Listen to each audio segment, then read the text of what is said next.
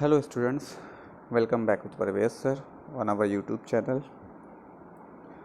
Today we are going to study chapter number 5 Coal and Petroleum of class 8th. Class 7th में मैंने आपको कोल and petroleum के बारे में थोड़ा बहुत बताया था. अभी क्लास 8th में थोड़ा और अच्छे से जानेंगे कि कोल एंड पेट्रोलियम है क्या चीज़. इस चैप्टर में हम लोग कवर क्या क्या करेंगे. Here are some lists. Coal and petroleum, types of natural resources, then fossil fuels और destructive distillation. चैप्टर को स्टार्ट करने से पहले कुछ चीज़ें समझ लीजिए. या if you look around you and identify 10 things, उसमें से आपको कुछ चीज़ें ऐसी मिलेंगी जो नेचुरल होंगी, बट कुछ ऐसी भी होंगी जो मैन मेड होंगी. For example trees are nature's gift to us, सभी को पता है. The air that we breathe but can not see is again a part of nature. ये भी क्या है, एक पार्ट है किसका, नेचर का. हम सांस तो लेते हैं लेकिन उस एयर को देख नहीं सकते. और जैसे आप मान लीजिए, but the car did your dad has और द कंप्यूटर और laptop in which you are watching this video is man-made, but you make these objects. Man needs some or the other nature resources. We will study. These are very important natural resources in this video. We will be learning about coal, petroleum, and natural gas. There are so many natural and man-made things that we use in daily life.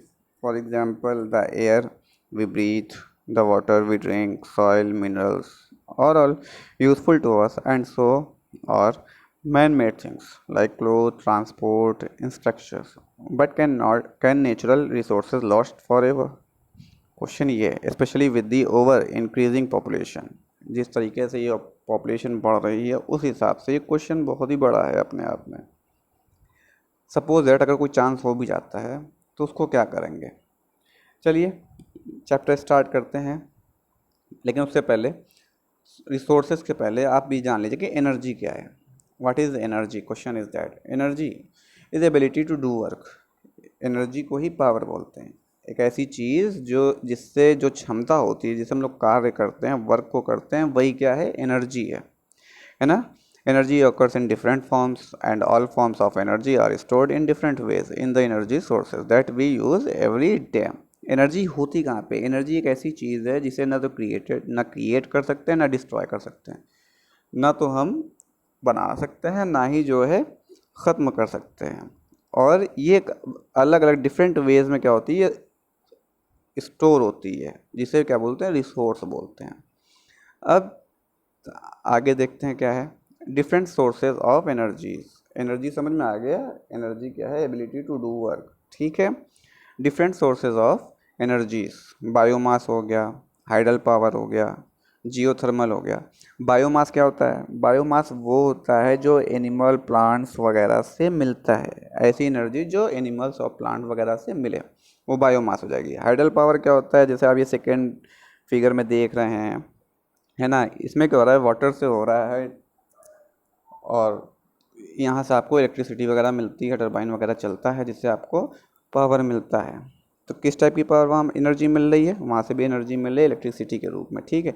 Geothermal क्या होता है, बहुत छोटे छोटे से कुछ elements ऐसे हैं जो डीप इन अर्थ, ज़मीन के अंदर बहुत ही डीप में कुछ एलिमेंट्स होते हैं. ठीक है. वो क्या करते हैं, छोटे छोटे टुकड़े में टूटते हैं. जब वो टूटते हैं तो मास उनका चेंज होता है किसमें, एनर्जी में. उसी को हम लोग जियोथर्मल के थ्रू, जब आप थोड़ा हायर क्लास में जाएंगे तो वहाँ पे आप पढ़ेंगे इस प्रोसेस से कैसे हम लोग एनर्जी को निकालते हैं.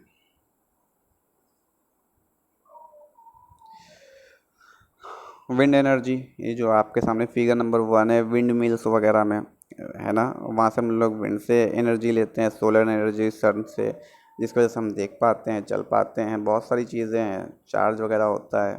वो सब किससे मिलती है, सन से मिलती है. वही क्या है, सोलर एनर्जी. पेट्रोल तो आप जानते ही हैं, it's very important for vehicles, है ना. पेट्रोल डालते हैं तभी गाड़ी चलती है. तो गाड़ियों को एनर्जी कहाँ से मिलती है, पेट्रोल जब डालते हैं. तो यानी पेट्रोल भी क्या है, हमारा एक एनर्जी का सोर्स है. अब डिफरेंट सोर्स ऑफ एनर्जीज में भी कोल भी है, न्यूक्लियर एनर्जी है। कोल आप जानते हैं it is very important for us, है ना। कोल से ही पहले क्या हुआ करते थे, इंजन वगैरह चला करते थे, और आज भी इसका बहुत यूज़ होता है, काफ़ी इंडस्ट्रियल एरिया में काफ़ी यूज़ होता है। ठीक है, न्यूक्लियर एनर्जी न्यूक्लियर स्टेशन वगैरह से कभी आप जब हायर क्लास में जाएंगे तो वहाँ पे आप सीख लेंगे। चलिए और आगे देख लेते हैं। कोल एंड पेट्रोलियम, यहाँ से हमारा मेन चैप्टर शुरू होता है। Coal and petroleum, source of energy. Source of energy क्या है, मैंने आपको एनर्जी बताया था, एबिलिटी टू डू वर्क, है ना, वही आपका सोर्स ऑफ एनर्जी है। एनर्जी थी। अब सोर्स ऑफ एनर्जी क्या, anything that provide us energy, यानी हर वो चीज़ जिससे हमें एनर्जी मिले वो क्या है, सोर्स ऑफ एनर्जी है। नेचुरल रिसोर्सेज क्या है, sources that are present in nature and they provide us energy, यानी ऐसी चीज़ें जो नेचर में प्रेजेंट हैं, मौजूद हैं, और जिनसे हमें क्या मिल रही है, एनर्जी मिल रही है, वही क्या है, नेचुरल रिसोर्स हैं। ठीक है, एनर्जी क्या है, एबिलिटी टू डू वर्क, है ना, जिससे हमें कार्य करने की क्षमता मिलती है। और सोर्स क्या है, जहाँ से हमें वो एनर्जी मिले। ठीक है, अब नेचुरल रिसोर्स की बात जब की गई तो ऐसी चीज़ें जिससे हमें प्राकृतिक से जो है एनर्जी मिले, वही क्या है, जैसे एज एग्जांपल आपका यहाँ पे मैंने फिगर में दिया है कोल एंड पेट्रोल। कोल कहाँ से मिल रहा है, ये भी आपको जो है नेचुरल रिसोर्स है, पेट्रोल भी आपका नेचुरल रिसोर्स है। ठीक, आगे चलते हैं। Types of natural resources. अभी नेचुरल रिसोर्सेज क्या होते हैं, रिन्यूएबल और नॉन रिन्यूएबल, यानी एग्जॉस्टिबल और अनएग्जॉस्टिबल। ठीक है, उसी को हम लोग रिन्यूएबल और नॉन रिन्यूएबल बोलते हैं। That can be used again and again, वो क्या होगा, रिन्यूएबल रिसोर्सेज, यानी ऐसा रिसोर्स जिसको हम बार बार यूज़ कर सकें, जो ख़त्म ना हो। ठीक है, उसे क्या बोलेंगे, रिन्यूएबल रिसोर्सेज। नॉन रिन्यूएबल क्या होगा, that can not be used again and again, ये आपका क्या हो जाएगा, नॉन रिन्यूएबल, यानी ऐसा रिसोर्स जो जल्दी नहीं मिले, मिलियंस ऑफ ईयर्स के बाद जो है हमको मिलता है, उसे हम लोग क्या बोलते हैं, नॉन रिन्यूएबल। ठीक है, रिन्यूएबल क्या होता है, जो जल्दी जल्दी मिल सके, वही हमारा है। जैसे जो जो एनर्जी हमें प्लांट से और क्या कहते हैं एनिमल्स वगैरह से मिलती हैं, है ना, वो क्या है, रिन्यूएबल है। और जो नॉन रिन्यूएबल क्या है, जो बहुत सालों बाद, जैसे पेट्रोल हो गया, कोल हो गया, आपका नेचुरल गैस वगैरह हो गई, ये सारी चीज़ें क्या है, नॉन रिन्यूएबल है, जो अगर मतलब लॉस्ट हो गई तो 300 मिलियन ईयर के बाद ही मिलने वाली है, या 300 ईयर्स के बाद, ऐसा यानी काफ़ी पीढ़ियाँ बीत जाएंगी तब हमको उसको दिखने को मिलेगा। अब रिन्यूएबल रिसोर्स के बारे में और कुछ जानिए। We can say these resources will not finish easily and will lost for long time, यानी रिन्यूएबल वही चीज़ें, ये काफ़ी जल्दी आसानी से ख़त्म होने वाली नहीं। इसका एग्जांपल आप ले लीजिए सनलाइट। ठीक है, सबसे बढ़िया एग्जांपल आपका होता है रिन्यूएबल रिसोर्स का, सनलाइट हो गया और एयर हो गया, जो ख़त्म नहीं होने वाली है। मैन उसके ऊपर कुछ भी एक्टिविटीज़ करे, ह्यूमन कुछ भी कर दे, उसको ख़राब करे, कुछ भी करना चाहे, लेकिन ये रिसोर्स ऐसा है जो ख़त्म होने वाला नहीं है। कौन कौन, सनलाइट हो गया आपका, एयर हो गया। ठीक है, सोलर एनर्जी भी इन्होंने दिया है, वाटर भी दिया है, एयर भी, ये सारे एग्जांपल्स हैं। नॉन रिन्यूएबल क्या है, if they once get exhaust they will take much time to get formed again, है ना। Example fossil fuels. ठीक, वही चीज़ें मैंने बताई कि ऐसी चीज़ें जो फिर से बनने में काफ़ी टाइम ले लें, ठीक है, काफ़ी समय बाद वो फिर से बन पाएगी, उसी को नॉन रिन्यूएबल बोलते हैं, जो आसानी से ना बन सके। एग्जाम्पल इन्होंने फॉसिल फ्यूल्स दिया है। चलिए आगे देखें। अब रिन्यूएबल की डिफिनीशन देख लीजिए। Renewable resources, these are also known as inexhaustible resources. ठीक है, नॉन रिन्यूएबल रिसोर्सेज क्या, these are also known as exhaustible, ये मैंने आपको पहले ही बताया था। नॉन रिन्यूएबल का एग्जांपल पेट्रोल है।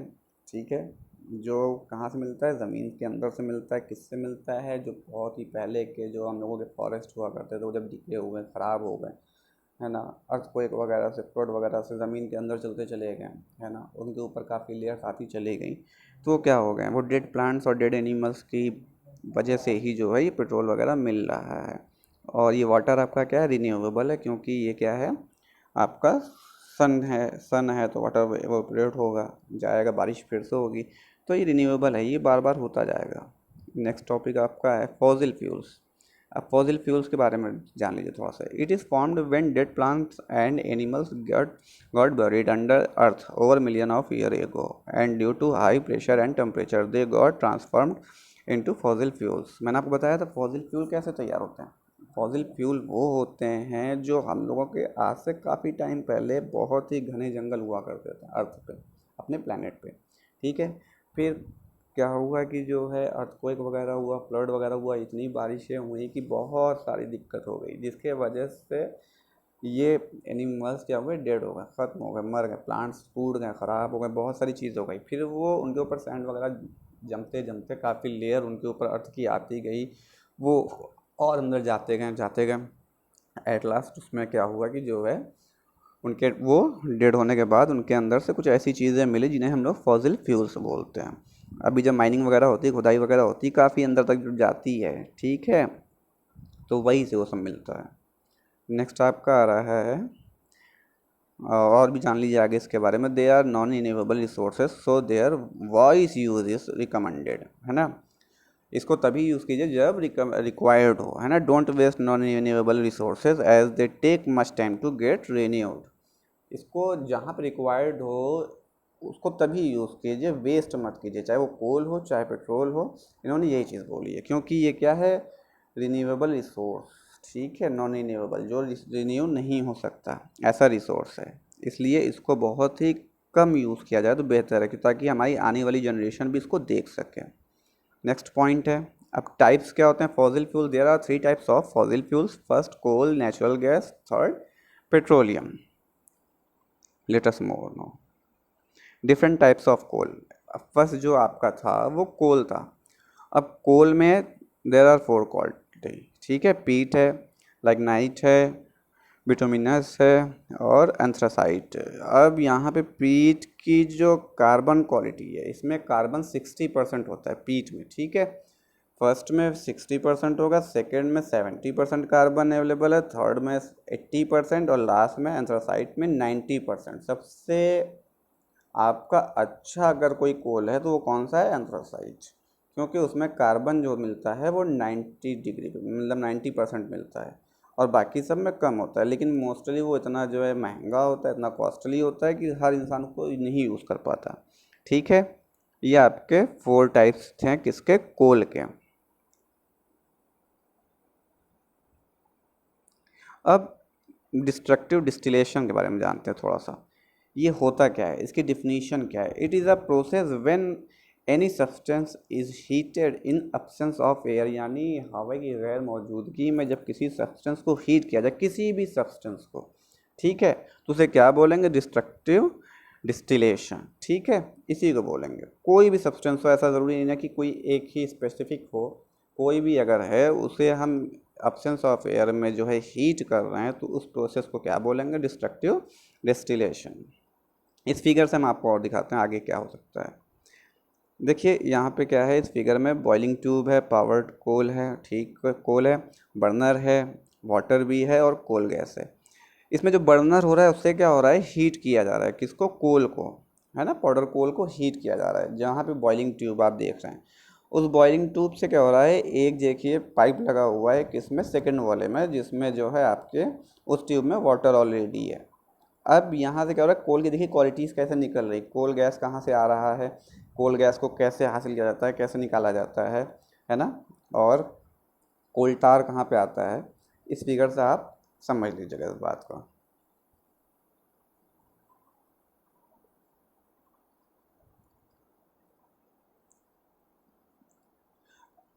कोल हो गया, अभी कोक है, coke. It is used as reducing agent in, देखिए रिड्यूसिंग एजेंट, है ना, इस वर्ड का मतलब पहले समझ लीजिए। ये होता है रिड्यूसिंग एजेंट, मतलब होता है किसी भी चीज़ से, ठीक है, किसी भी चीज़ से ऑक्सीजन को हटाना, ठीक है, किसी भी चीज़ से ऑक्सीजन को जब हटाएंगे तो वो चीज़ हमें मिल जाएगी जो रियल होगी, जो प्योर फॉर्म होगा, वैसे ही है ये चीज़, ठीक। कोल टार मैंने अभी को दिखाया था आपको फिगर में कि कोल टार कहाँ मिला था, सेकेंड वाली ट्यूब में ही हमें कोल टार मिला था जिसमें वाटर था। ये यूज़ कहाँ होता है, it is used for surfacing roads, है ना, जब रोड वगैरह बनती है तो उसमें जो है ऊपर की लेयर पे इसको यूज़ करते हैं, and also a source for different aromatic compounds, और भी ये काफ़ी जगह पे यूज़ किया जाता है। इसकी स्मेल बड़ी अच्छी होती है कोल टार की, ठीक है।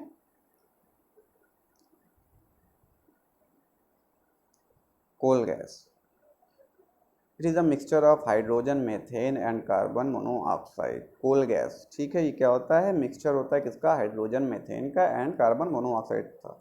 All these gases provide heat when burn. ये सभी गैसेस क्या करती हैं, हीट प्रोवाइड करती हैं। हीट क्या है, एक एनर्जी है, ठीक है, हम एनर्जी की बातें कर रहे हैं इतनी देर से।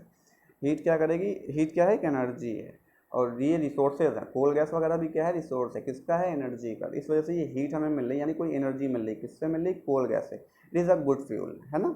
ये किस में यूज़ होता है, कुकिंग गैस में, ठीक है। नेक्स्ट पॉइंट आपका आ रहा है नेचुरल गैस।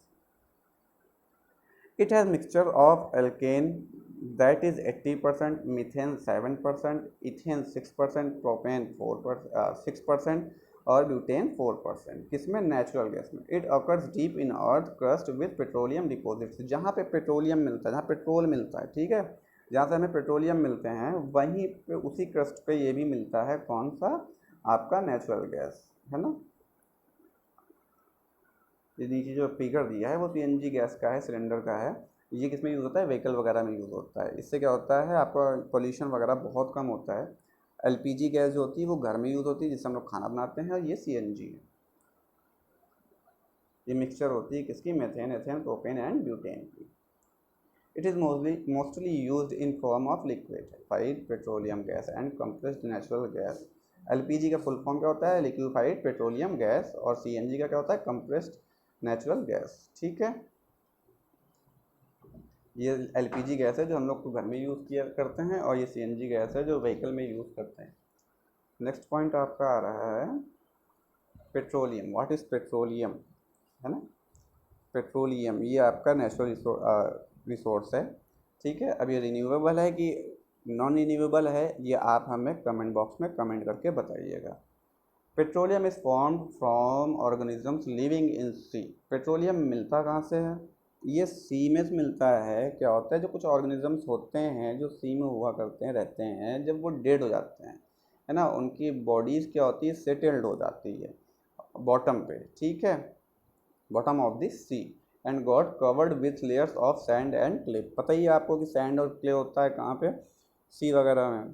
तो जब ये ऑर्गेनिजम्स मर जाते हैं, किसी कारण ख़राब मतलब ख़त्म हो जाते हैं, तो क्या होते हैं, बॉटम ऑफ द सी पे होते हैं, जिस पे जो है कवर्ड हो जाता है किससे, सैंड और क्ले से। और ये हाई टेम्परेचर की वजह से क्या होता है, पेट्रोल बन जाते हैं कुछ सालों बाद, मतलब क्या, ईयर्स, 300 मिलियन ईयर्स बाद जो है ये सब क्या बनते हैं, पेट्रोलियम बन जाते हैं, लिक्विड फॉर्म में आते हैं, ठीक है। Over millions of year they remains embedded and due to high temperature and pressure. जो मैंने आपको पहले ही बता दिया है कि हाई टेम्परेचर और प्रेशर की वजह से ये क्या होते हैं, ट्रांसफॉर्म होते हैं किसमें, पेट्रोलियम में और नेचुरल गैस में, ठीक है। It is dark oily liquid. ये क्या होता है, डार्क ऑयली लिक्विड होते हैं, हैविंग अनप्लीजेंट ऑर्डर। ये इनकी जो है तीखी सी स्मेल होती है, किसकी, आपकी पेट्रोलियम की, ठीक है। ये ऑयली लिक्विड होते हैं, dark oily liquid. Refining of petroleum by fractional distillation process. इसके बारे में थोड़ा सा जान लीजिए, refining of petroleum by fractional distillation process. अभी क्या होता है, पेट्रोलियम से काफ़ी चीज़ मिलती हैं। अभी आपको एक फिगर दिखाते हैं, आप उसमें फिगर में देख के समझ जाएंगे कि क्या है ये रिफाइनिंग, क्या है। बहुत ही मेन प्रोसेस है, इंपॉर्टेंट प्रोसेस है रिफाइनिंग, है ना।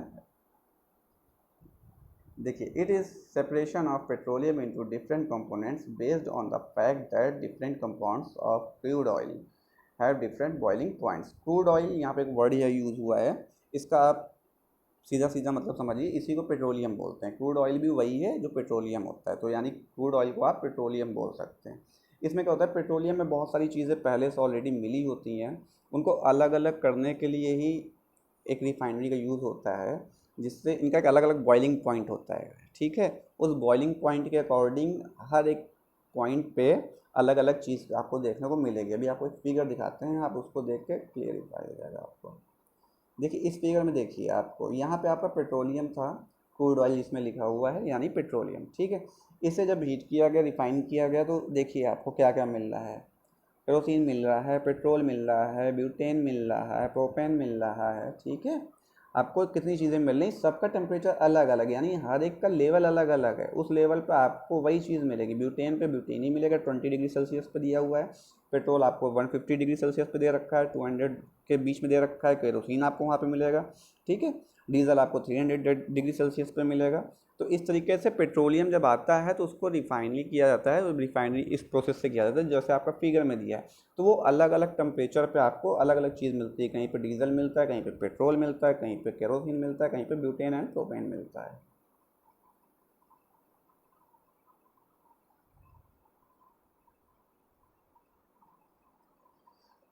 The crude oil is heated in furnace at around 400 degree Celsius and then it is introduced। देखिए 400 डिग्री सेल्सियस पे से क्या किया जाता है, हीट किया जाता है, तब हमें अलग अलग सब्सटेंस मिलते हैं, ठीक है। फ्यूल मिलता है, क्या क्या मिलता है, डीजल मिलता है, पेट्रोल मिलता है, केरोसिन मिलता है, ब्यूटेन मिलता है, प्रोपेन मिलता है, सारी चीज़ें मिलती हैं। ये किस में होती है, रिफाइनिंग में। किसकी रिफाइनिंग में हो, पेट्रोलियम की, ठीक।